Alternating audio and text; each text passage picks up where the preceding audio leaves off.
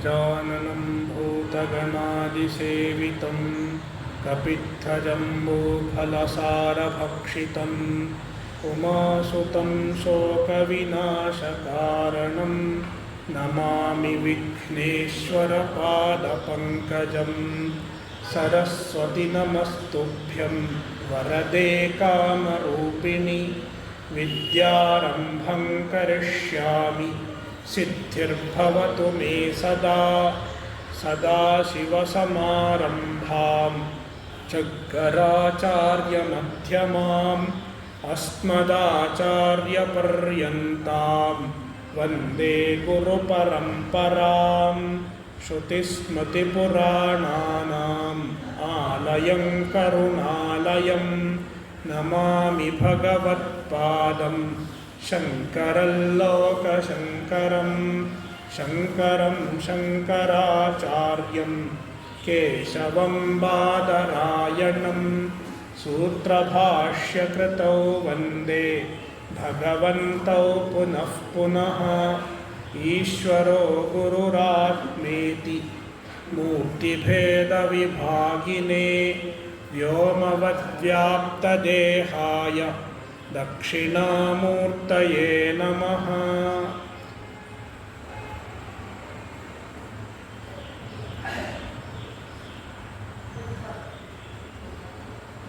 Arise, Awake,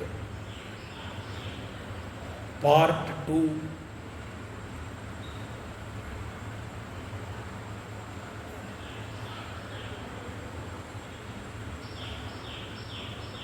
उत्तिष्ठत जाग्रत प्राप्य वरान्निबोधत।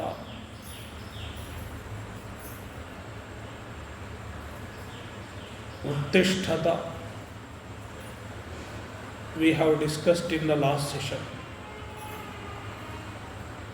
Wake up,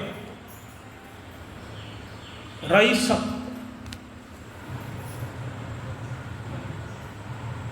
Shankaracharya says, Atmajnanabhimukha bhavat. Turn towards Atmajnana.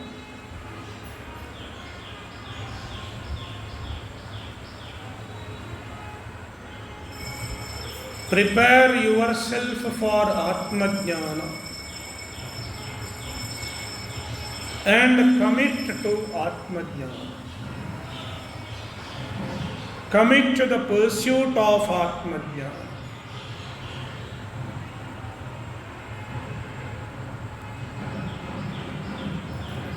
From this, we have to understand one more idea from the word Uttishtata. The pursuit of Atmajnana requires our own effort.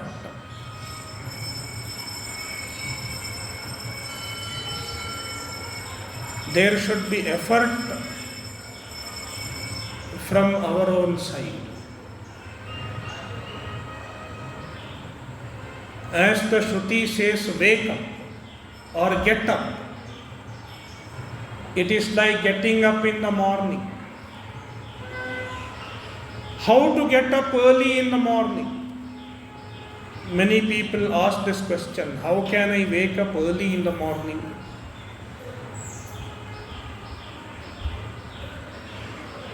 Is there any solution to the problem of not getting up early in the morning? There are many external aids, like an alarm clock. You can use an alarm clock.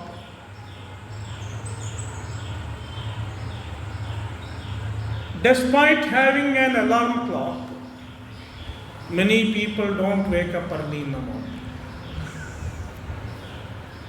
Why?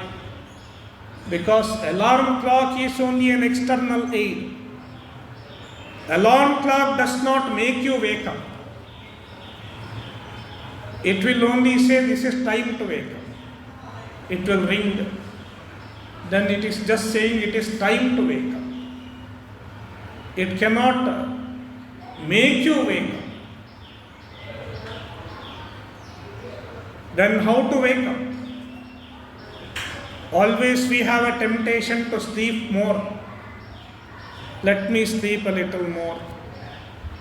5 minutes, 10 minutes. And the 5-10 minutes get extended to 2 hours also sometimes. Unless you don't have any important work. Then how to get up?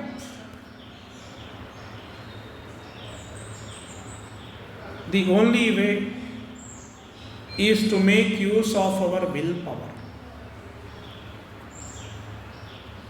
We have to use our willpower. If there is no willpower, any amount of alarm clock cannot make us get up. Likewise, even in the pursuit of moksha, even in the pursuit of Atmajnana, we need to use our willpower. Our willpower to face the temptations,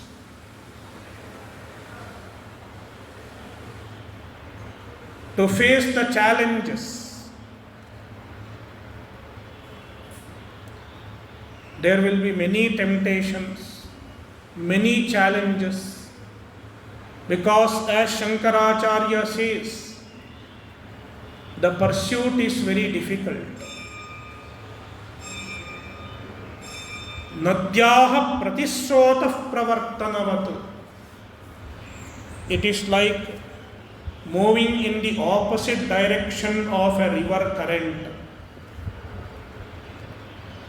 Our natural tendency is to go outwards, to be extroverts, to seek happiness in the material objects.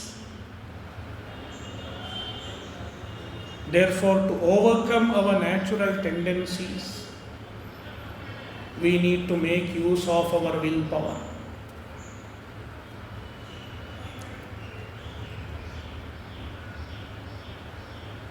Uttishtata and Jagrata. Awake. Uttishtata literally means arise, get up. Jagrata means wake up. Shankaracharya explains the word Jagrata. Ajnana nidrayaha ghora rupayaha samsaranartha bija bhutayaha kshayam kuruta. Ajnana nidrayaha kshayam kuruta. Destroy the Ajnana Nidra. Ajnana is like a Nidra, like a sleep, a long sleep. Unlike the regular sleep. The regular sleep is for a while, whereas Ajnana Nidra has been there since a beginningless time.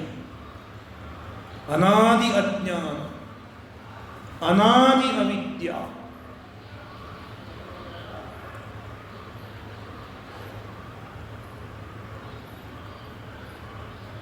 And this Ajnana Nidra is Ghora Rupa. It is very terrible. Ajnana is very terrible.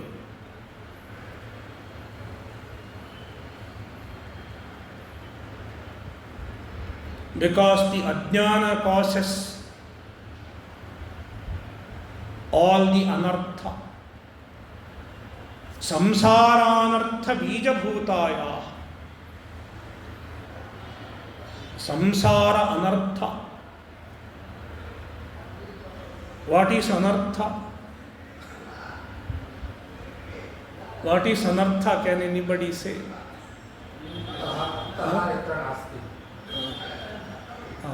Arthaha yatra nasti. It is Bahuvrihi samasa. Okay. Na arthaha anarthaha. Nan tatpurusha is enough. You need not go to Bahuvrihi. Na arthaha anarthaha. Arthyate iti arthaha. What is desirable is artha. Opposite of artha is anartha. Virodharthe nanya. Na arthaha anarthaha. Means what is undesirable.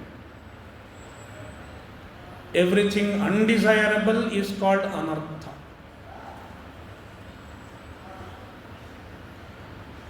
Samsara is anartha. Samsara does not mean family. In the Vedantic terminology, samsara means all the problems of an individual. The basic problems of an individual are called samsara. Insecurity, sorrow, loneliness.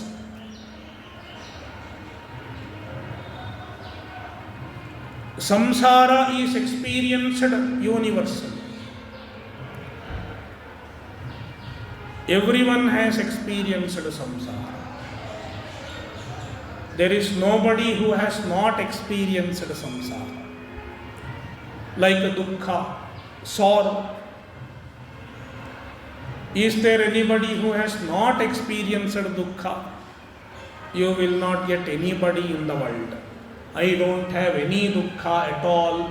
I have not experienced any dukkha at all. You will not find anybody in the world.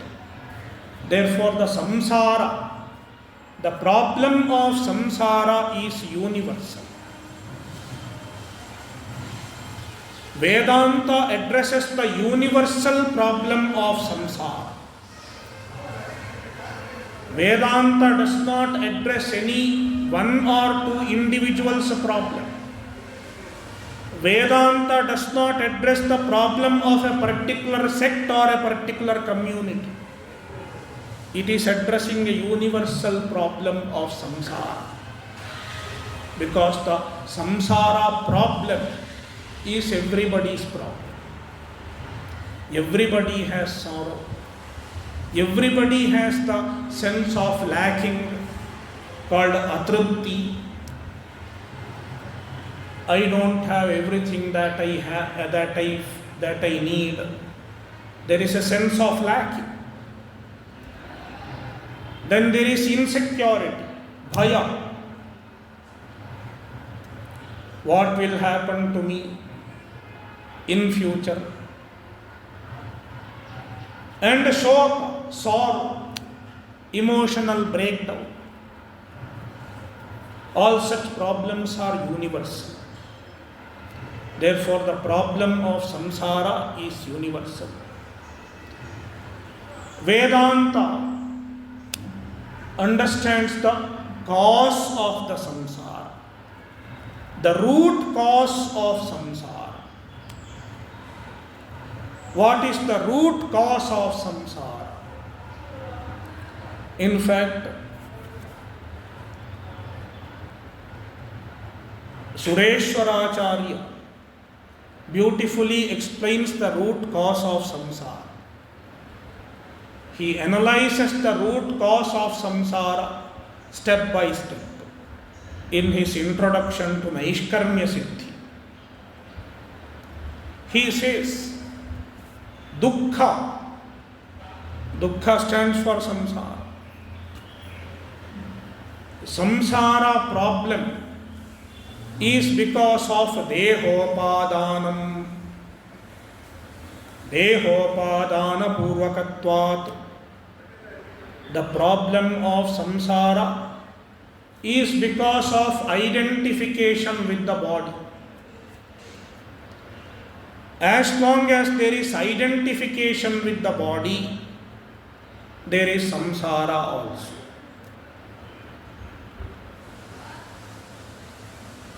As long as we have body, there will be samsara. That is why Chandogya Upanishad says, Nahavai sasharirasya sataha priya priyayor apahatirasti. As long as there is the body, there will not be freedom from priya and apriya, ups and downs, joy and sorrow, sometimes happy, sometimes unhappy, always yo-yo.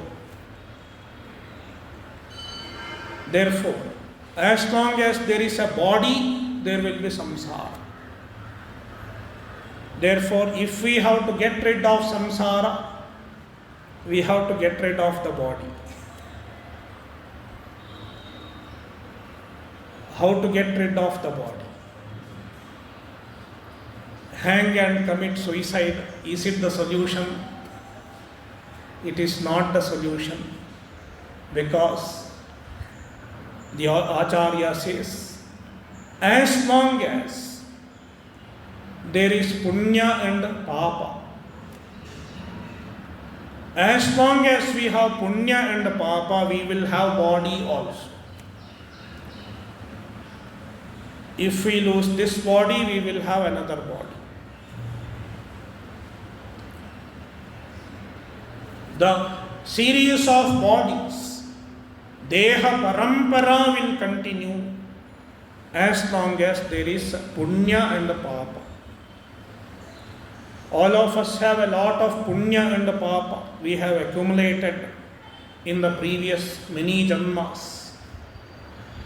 So punya papa leads to body, one more body, and we identify with the body also.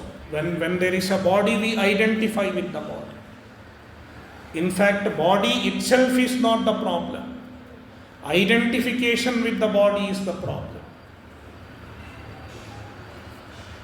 Therefore, as long as there is punya and papa, there will be bodily identification also. Then how to get rid of the punya and papa? If we have to get rid of the body, we have to get rid of punya and papa.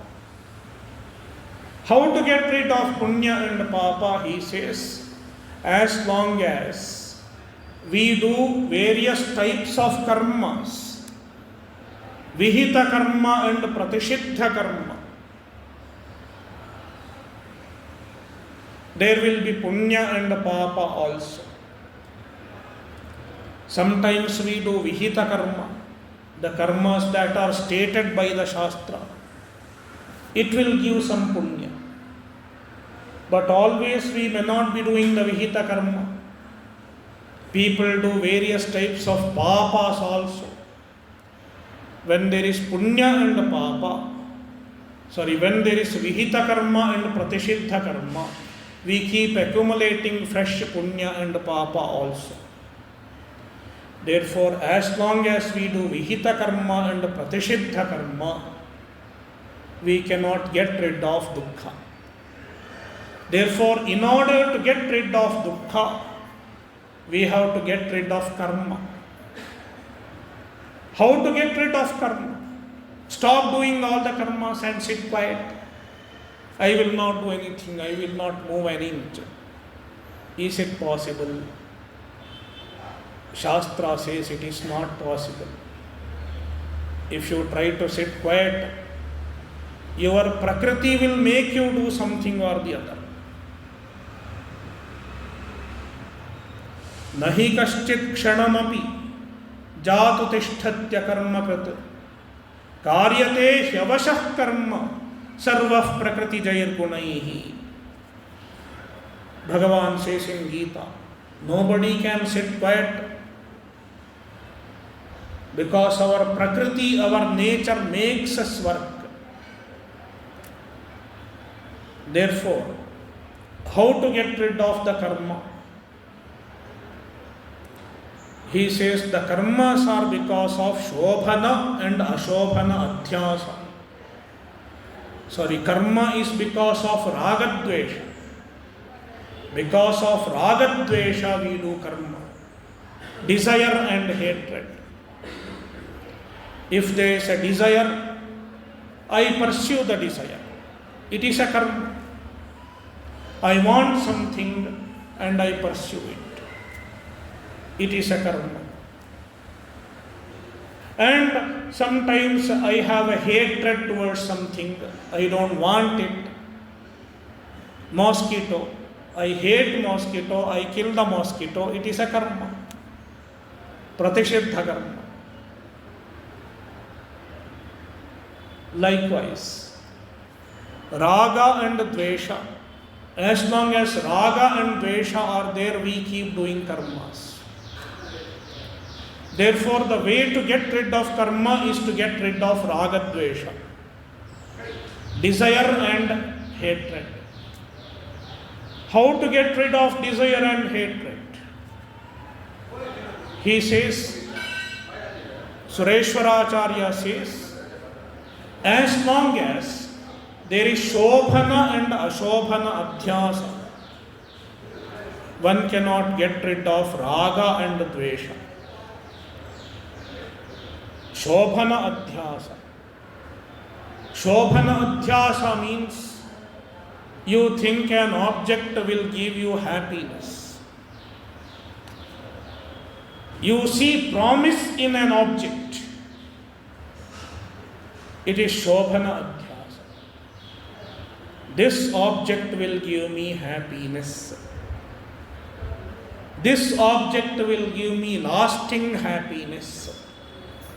Shobhana adhyasa. And ashobhana adhyasa. Some object is dangerous to me. It will create problem. You feel insecurity. It is ashobhana adhyasa. So dukkha is finally caused by shobhana ashobhana adhyasa. Therefore, we have to get rid of shobhana adhyasa and ashobhana adhyasa. In short, one should understand the objects are not the ultimate sources of happiness. External world is not the source of happiness. What is the cause for that also? To seek happiness in the external world. What is the cause? The cause is the thought that the external world is real. When you think the world is real, you seek happiness in the world.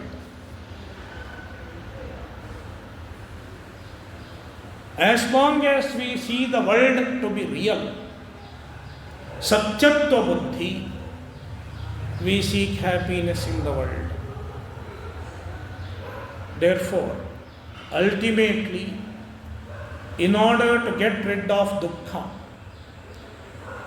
we have to get rid of the satyatva buddhi in the world. Jagat is satya. This idea should be removed. How to remove it? The only way is jnana.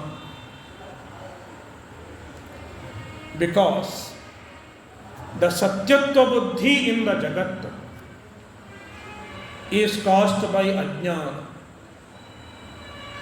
Ajnana makes us believe that the jagat is real, the world is real. Therefore, one should get rid of the ajnana. And the way to get rid of ajnana is only jnana. There is no other way to get rid of ajnana than jnana. It is true with any knowledge, with any ignorance. If I have the ignorance of English, what can remove my ignorance of English? I have to learn English. English jnana. And it is true with any knowledge, any ignorance. It is true with the Atma Ajnana also. It is true with the self-ignorance also. Even the self-ignorance can be removed only by self-knowledge. Therefore, Ajnana Kshaya, destruction of ignorance, is the way to get rid of samsara. Therefore, the Upanishad says Jagrata means get rid of the Ajnana. Because Ajnana is the cause of samsara. Samsaranartha bija bhuta.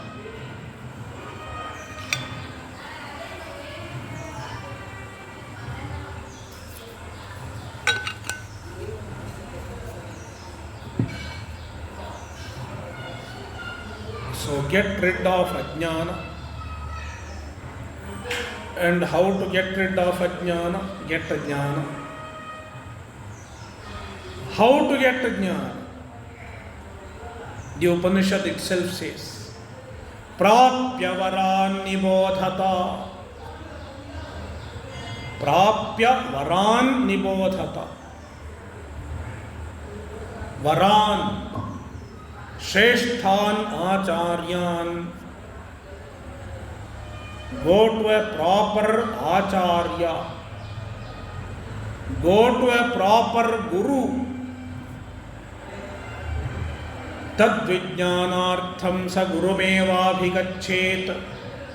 Samitpanishshotriyam brahmanishtham. If one has to get a jnana,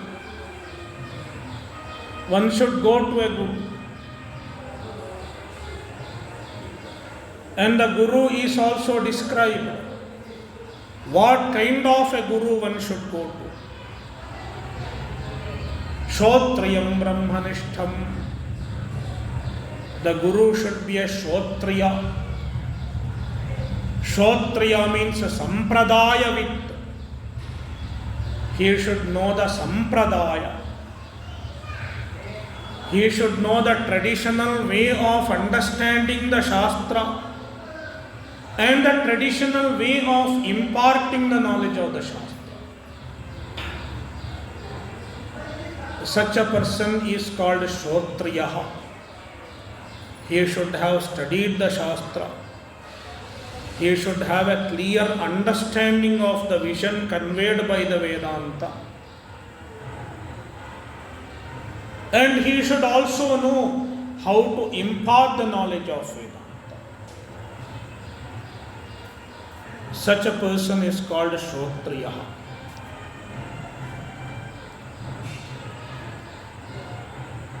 And Brahmanishtaha. He should be a Brahmanishta. Brahmani nishtha yasya saha Brahmanishta. He should abide in the knowledge of Brahman.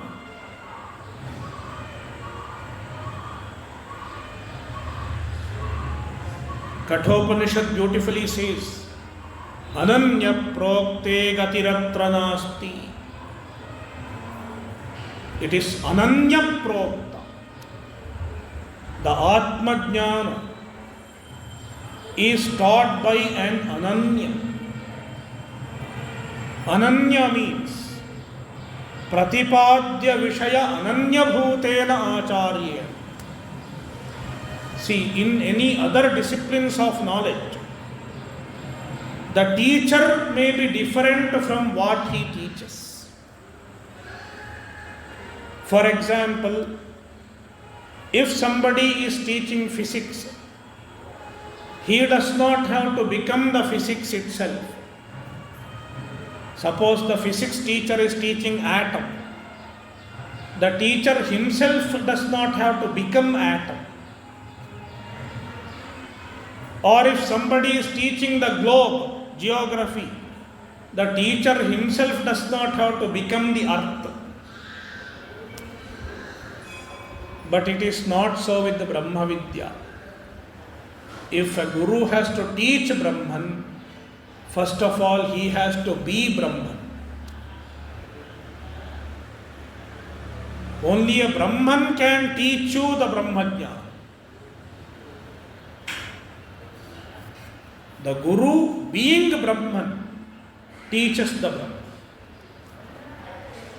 Being Brahman means he knows very well that he is not different from the Brahman. Aham Brahma eva asmi. I am only Brahman. The Guru has this understanding and he abides in such understanding. He has assimilated such understanding. When such Acharya teaches, the knowledge takes place. Therefore, the Shruti says, Prapya Varan, a Shrestha Acharya, a qualified Acharya, one should go to. And going to a qualified Acharya, Nibodhata, understand the truth.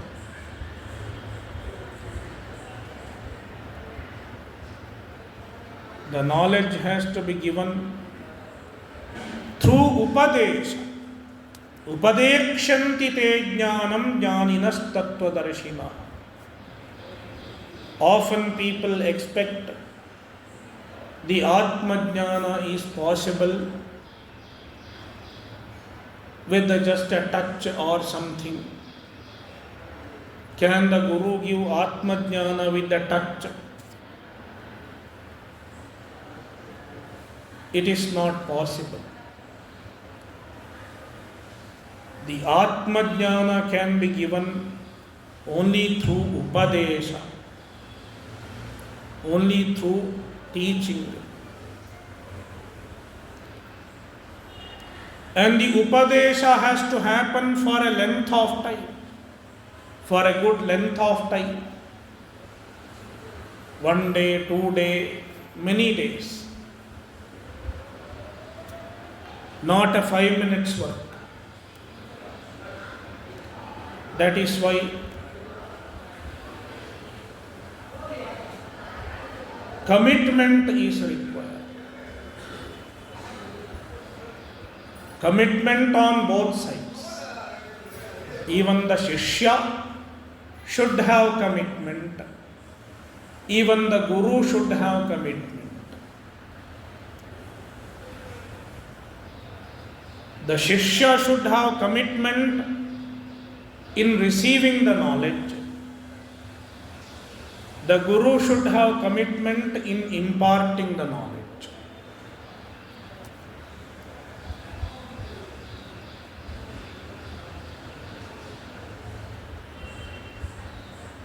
Only then the Atmajnana takes place.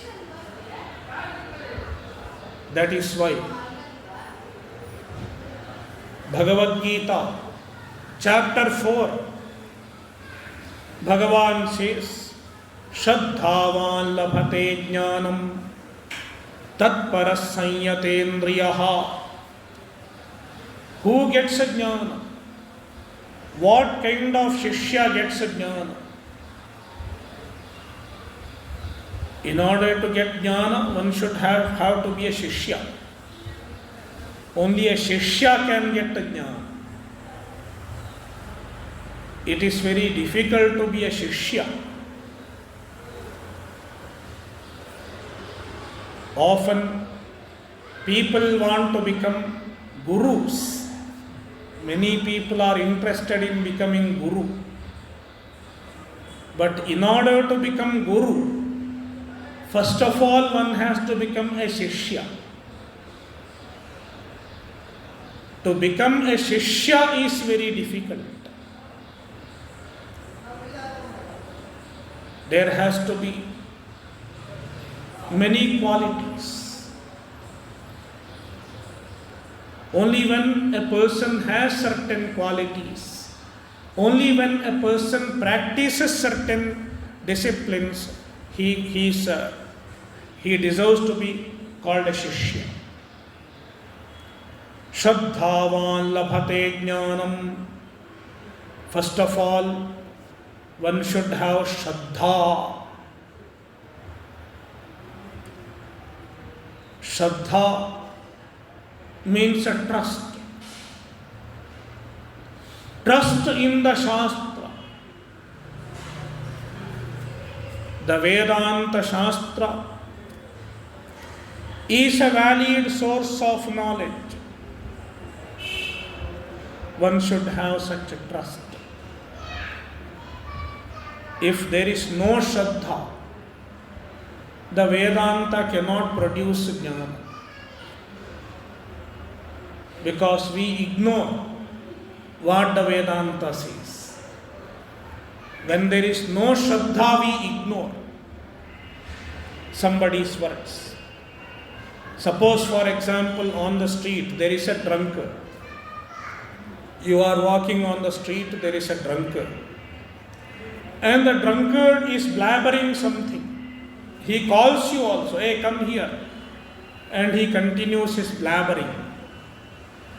Do you listen to his words? Do you pay attention to his words? You don't. Why you don't pay attention to his words? Because no Shraddha. You know that he is speaking nonsense. What he says need not be true. And what he says is not going to be beneficial to you. There is no truth in his words, and his words are not beneficial to you. You know that. On observing him, you know that. That is why you ignore his words. You don't even listen to what he says, and you walk. You walk ahead. Whereas, when the Swami is speaking, many of you are all attention. Why? Because you know that the Swami is speaking the truth. It is based on the Shastra. Therefore, he is speaking truth. And also, what he says is beneficial to me. It is Satyam and Hitam. It is truthful and it is beneficial. This attitude is called Shraddha. Shastra Vakyeshu, Vedanta Vakyeshu, Satyatva Buddhi and Hitatva Buddhi.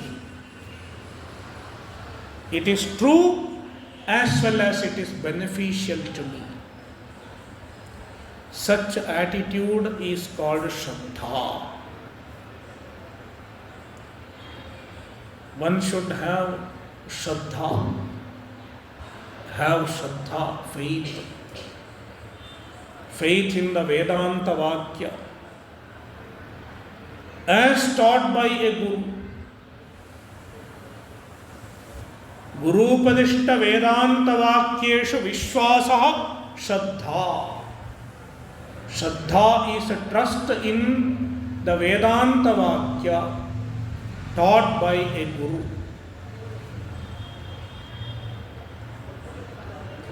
Shraddhavan. One has to cultivate Shraddha. Often our Shraddha is shaken. Then one should cultivate Shraddha.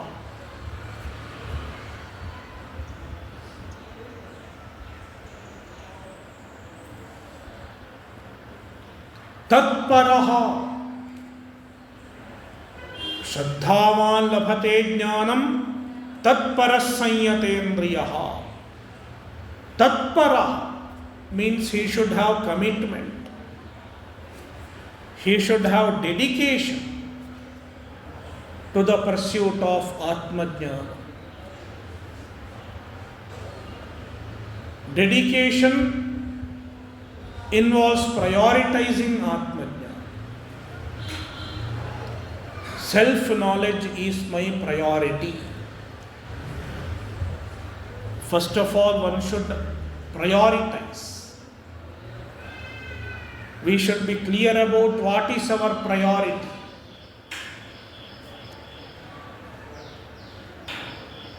Only when it is your priority, you try to pursue it despite all problems, all challenges. Otherwise, people succumb. Today I have slight headache. Let me not do my sadhana.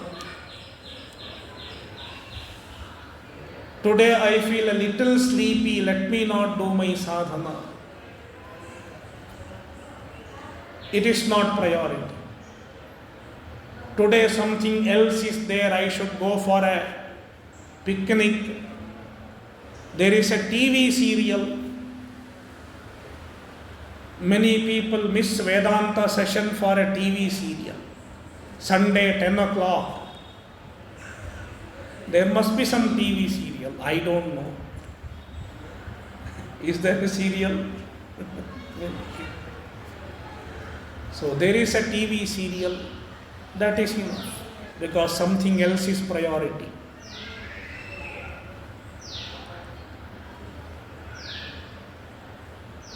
Therefore, tatparaha, first of all, Atmajnana, moksha should be one's top priority.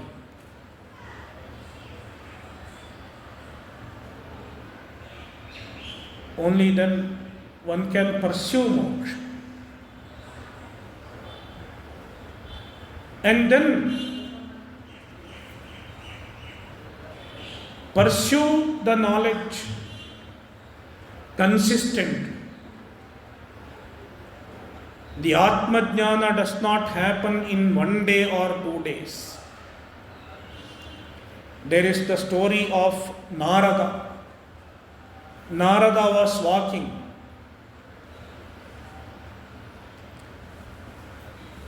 Somewhere. Then he saw there are many sadhakas, many mumukshus, and they were sitting there and doing their sadhana. Somebody is doing japa, somebody is studying Vedanta. So many people are doing sadhana. All are mumukshus. And then one of the mumukshus asked Narada, when will I get moksha? Then Narada told, you will get moksha after 10 janmas. In this janma you will not get moksha. You will get moksha after 10 janmas. Then this gentleman said, oh, I have to wait for 10 janmas. Then he gave up his sadhana. In that case, I will not do sadhana. He went back home and started watching TV. Let me enjoy this life. And then he went ahead. Another person asked him, when will I get moksha? Then Narada saw his face and his with his insight. He said, you will need 20 janmas. After 20 janmas you will get moksha. Then this person also gave up the hopes. 20 janmas, who will wait for 20 janmas? He gave up.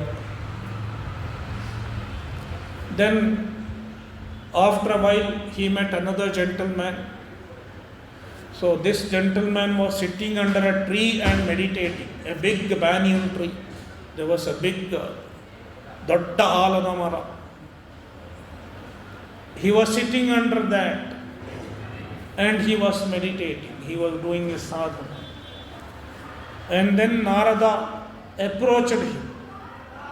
He did namaskara to Narada, but he was quiet. He was not asking anything. Then Narada asked him, "What are you doing here?" Then he said, "I am doing sadhana." "Why? Why are you doing sadhana?" Sadhana is done for many purposes. Some people do sadhana for getting some miraculous power, siddhi. I should get some magical power. I should be able to know others' future. Like that, some people do sadhana.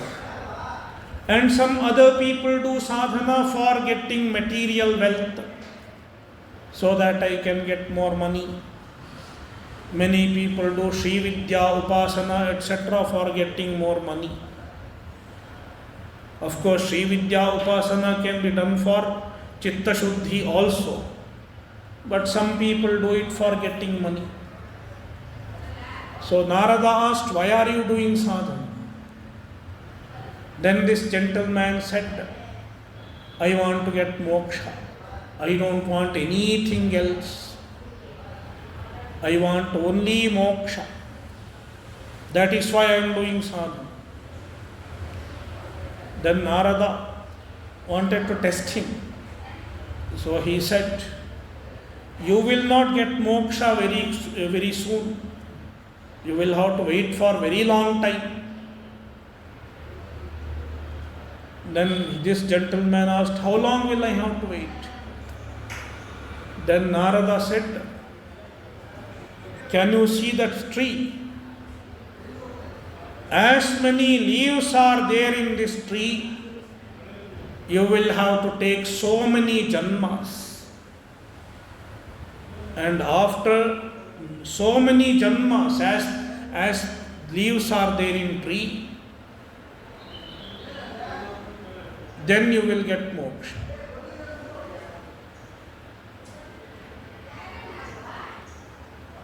You will get moksha after as many janmas as there are leaves in this tree, on this tree.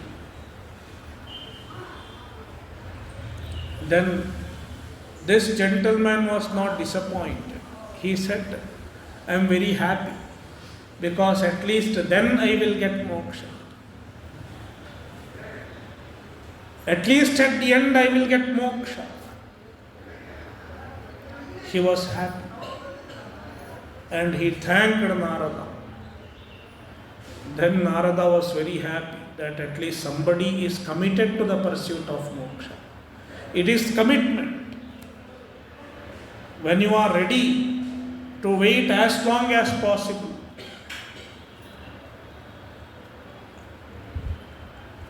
it is commitment.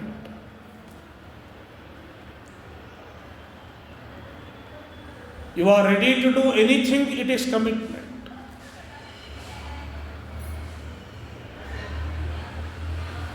Narada understood that this gentleman is committed to the pursuit of moksha. And then he said, "Definitely you will get moksha very soon. You won't have to wait so many janmas. Therefore, tat paraha."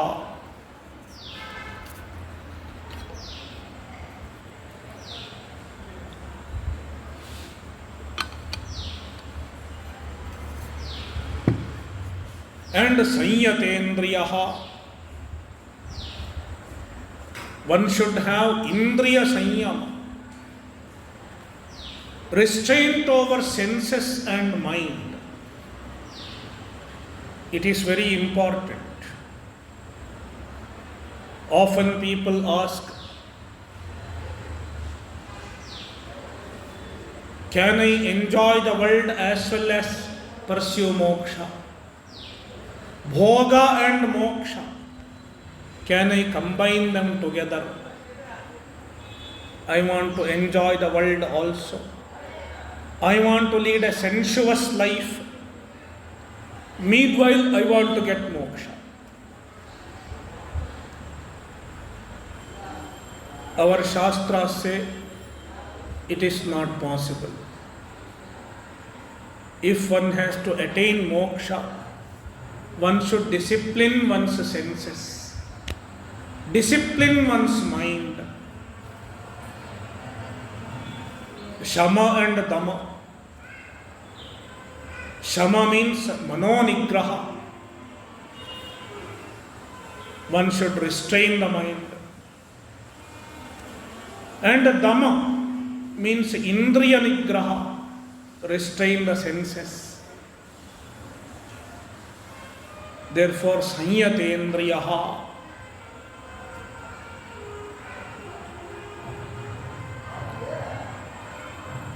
Disciplining the senses and mind is a very important aspect in the pursuit of moksha. Therefore, Shraddhavan labhate jnanam tatparas sanyatendriyaha.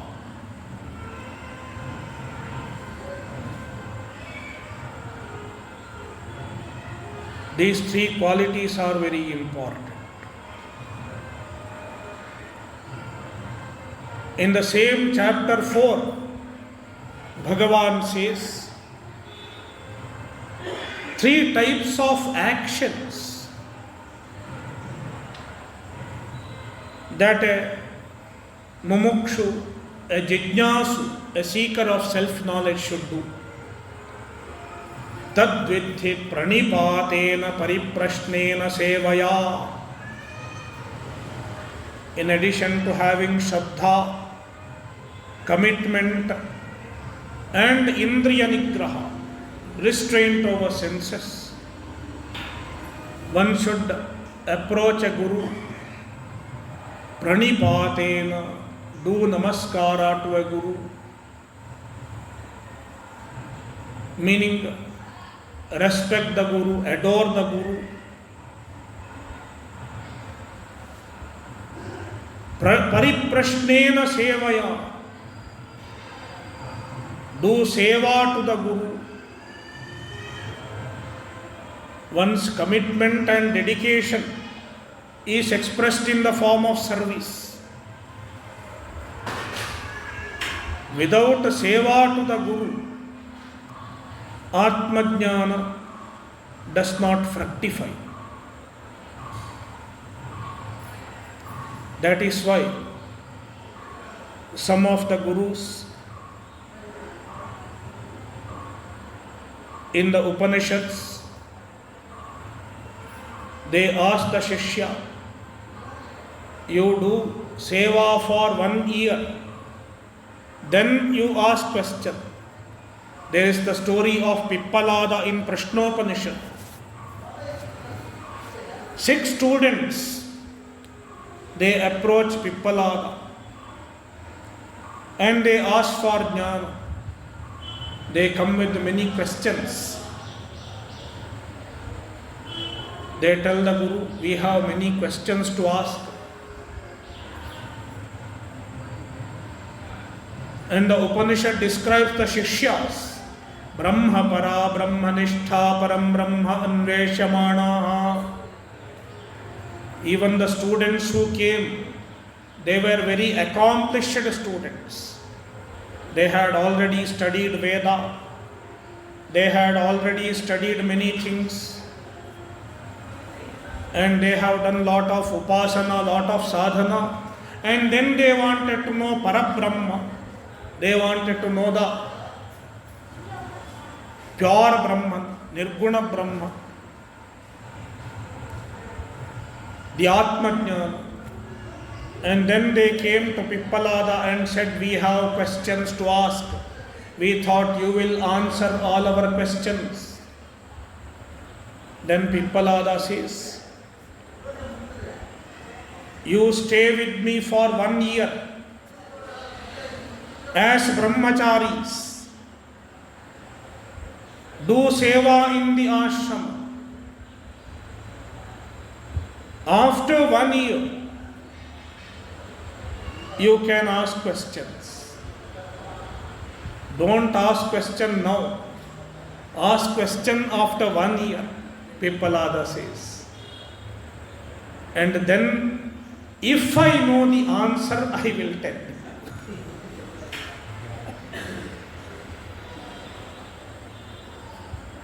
That means the Shishya should be prepared. Only when one is ready to receive the knowledge can be given. Unless the student is ready, even if the knowledge is given, it does not fructify. Therefore, one has to prepare oneself for getting the jnana.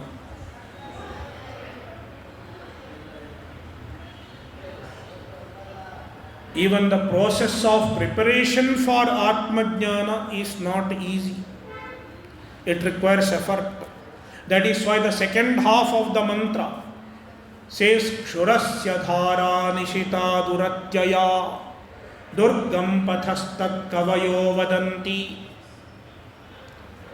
Kathopanishad says the path is difficult, like walking on the edge of a razor. Kshurasya dhara nishita duratyaya. The path has difficulties. Difficulties does not mean it is impossible. It is difficult but not impossible.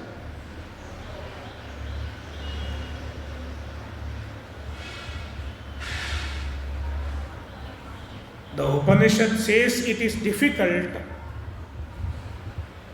because it requires effort. The Upanishad inspires us to do more and more effort, put greater effort in the direction of Atma Jnana. And when there is effort and there is commitment, the Atma Jnana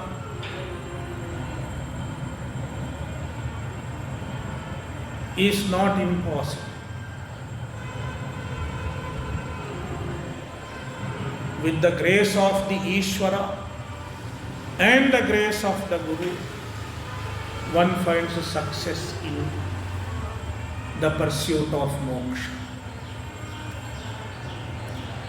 Om Purnamadah Purnamidam Purnat Purnamudachyate Purnasya Purnamadaya Purnamevavashishyate. Om Shanti Shanti Shanti. Harihi Om Shri Gurubhyo Namaha. Harihi Om.